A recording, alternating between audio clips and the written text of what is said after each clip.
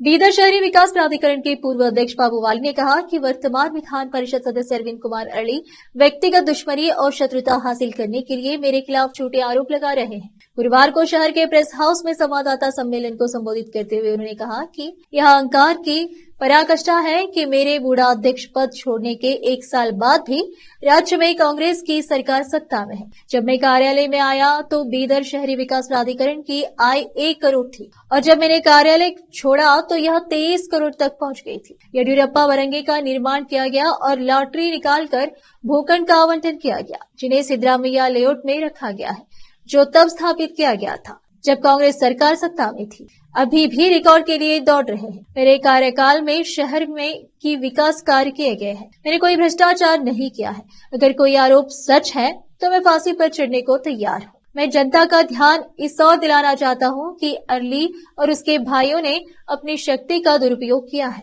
जो बिना किसी कारण के मेरे नाम पर कीचड़ उछालने में लगे हुए हैं। कैमरामैन पप्पूराज का कवरेज। ಪತ್ರಿಕಾಗೋಷ್ಠಿಗೆ ಸ್ವಾಗತವನ್ನು ಮಾಡ್ತಾ ಮತ್ತೆ ಬಿಡಿಎ ಅಧ್ಯಕ್ಷನಾಗಿ 1 ವರ್ಷ ಕಳೆದ್ರು ಆ ಸಂಬಂಧ ಪತ್ರಿಕಾಗೋಷ್ಠಿಯಲ್ಲಿ ಭಾಗವಹಿಸೋದಕ್ಕೆ ಅವಕಾಶ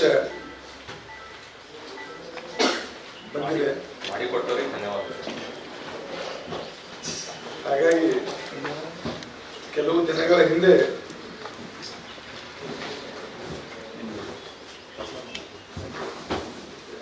ವಿಧಾನ ಪರಿಷತ್ತಿನ ಸದಸ್ಯರಾಗಿರ್ತಕ್ಕಂಥ ಅರವಿಂದ್ ಅರಳಿ ಅವರು ಒಂದು ಸರ್ಕಾರದ ಸುತ್ತೋಲೆಯನ್ನು ವಿಧಾನ ಪರಿಷತ್ನಲ್ಲಿ ಮಾಡಿದಂಥ ಪ್ರಶ್ನೆಗೆ ನನ್ನ ಆಡಳಿತ ಅವಧಿಯಲ್ಲಿರ್ತಕ್ಕಂಥ ಕಮಿಷನರ್ ಅನ್ನು ಅಮಾನತುಗೊಳಿಸಬೇಕು ಮತ್ತು ಆಗಿದ್ದಂಥ ಅಧ್ಯಕ್ಷರ ಮೇಲೆ ಕಾನೂನು ಅಥವಾ ಕ್ರಮಕ್ಕಾಗಿ ನಾವು ಚಿಂತನೆ ಮಾಡ್ತಾ ಇದ್ದೀವಿ ಅಂತಕ್ಕಂಥ ಒಂದು ವರದಿಯನ್ನು ಕೊಟ್ಟು ನಮ್ಮ ಅವಧಿಯಲ್ಲಿ ಭ್ರಷ್ಟಾಚಾರ ಆಗಿದೆ ಅಂತಕ್ಕಂಥ ಒಂದು ನೇರ ಆರೋಪವನ್ನು ಪತ್ರಿಕೆಗಳಲ್ಲಿ ಮಾಡಿದ್ದು ನಾನು ತೀವ್ರವಾಗಿ ಖಂಡಿಸ್ತೀನಿ. ಅರವಿಂದ್ ಅರಳಿ ಒಬ್ಬ ಕ್ರಿಮಿನಲ್ ಇದ್ದಾನೆ ಅಂತ ಹೇಳಿ ಇಡೀ ಜಗತ್ತಿಗೆ ಗೊತ್ತಿದೆ. ಒಂದು ಕ್ರಿಮಿನಲ್ ಕಾಂಗ್ರೆಸ್ ವಿಧಾನ ಪರಿಷತ್ ಸದಸ್ಯ ಮಾಡಿ ಇಡೀ ಆ ಕ್ರಿಮಿನಲ್ ಮನೋಭಾವದಿಂದ ಇಡೀ ಆಡಳಿತ ವರ್ಗ ಜನಸಾಮಾನ್ಯರು ತತ್ತರಿಸ್ತಾ ಇದ್ದಾರೆ. ಇವತ್ತು ನೋವಿನಿಂದ ಹೇಳಬೇಕಾಗ್ತಾ ಇದೆ ಮಾತು.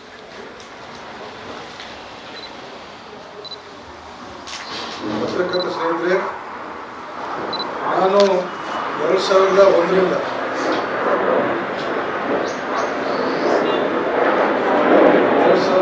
2021ರಿಂದ 2023 ತನಕ ಅಧ್ಯಕ್ಷನಾಗಿ ಕೆಲಸ ಮಾಡಿದ್ದೆ. ಆ ಅಧ್ಯಕ್ಷ ಕೆಲಸ ಮಾಡಿದಂಥ ಸಮಯದಲ್ಲಿ ನಾನು ಏನು ಮಾಡೀನಿ ಅಂತೇಳಿ ಬಿಡಿಎ ಕಾನ್ಸ್ಟಿಟ್ಯೂಟ್ ಆಗಿದ್ದು.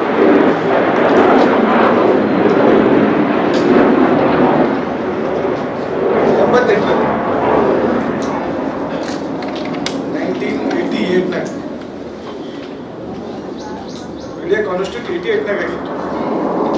88ನಾಗ ಆಗಿದ್ದ ನಂತರ ನನಗಿಂತ ಭಾಳ ಜನ ಹಿರಿಯರು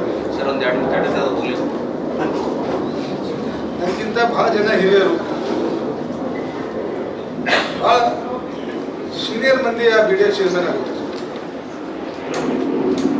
ಮಾಣಿಕರಾವ್ ಹುಲೇಕರ್, ಕಾಜಿ ಹರ್ಷದ್ ಅಲಿ, ಮುರಳಿಯವರು, ಪಂಡಿತ್ ಚಿದ್ರಿಯವರು, ಬಾಬುರಾವ್ ಮತ್ತೂಟಿಯವರು, ಇನ್ನು ಬಹಳಷ್ಟು ಜನ DC ಅವರು ಅಧಿಕಾರಿ ಇದ್ದಾಗ ಆ ಜಾಗದಾಗ ಕುಂತು ಆಡಳಿತ ಮಾಡ್ತಾರೆ. ಆದರೆ ಜನಸಾಮಾನ್ಯದಾಗ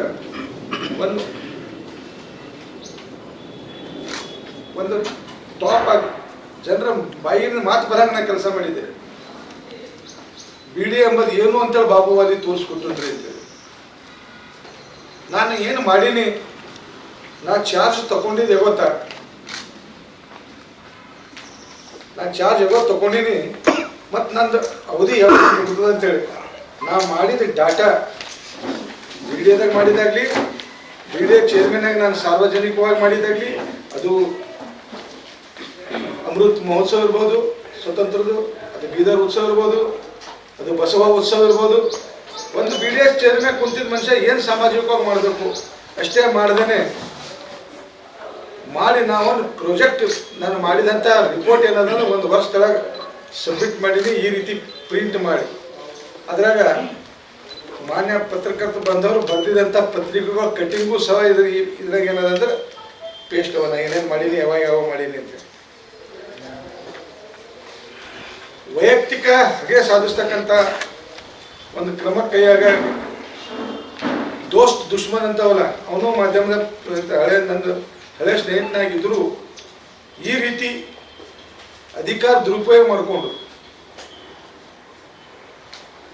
ಒಂದು ವರ್ಷ ಇಡೀ ನಾನು ಈಗ ನಾನು ಅವಧಿದಾಗಿದ್ದಾಗೂ ಈ ರೀತಿ ಮಾಡಿದಾಗ ನಾನು ಒಂದು ಪತ್ರಿಕಾಗೋಷ್ಠಿ ಮಾಡಿದ್ದೆ ಅವ್ರ ವಿರುದ್ಧ ಇದೇ ರೀತಿ ಆರೋಪಗಳು ಮಾಡ್ತಾ ಇದ್ದಾಗ.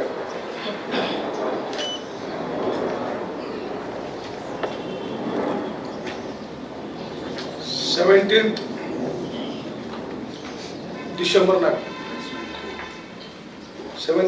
ನಾ ಇನ್ನೂ ಅಧಿಕಾರದಾಗಿದ್ದೆ. ಅವಾಗ ನಾನು ಮೀಡಿಯಾದಾಗ ಒಂದು ಪತ್ರಿಕಾಗೋಷ್ಠಿ ಮಾಡಿದ್ದೆ.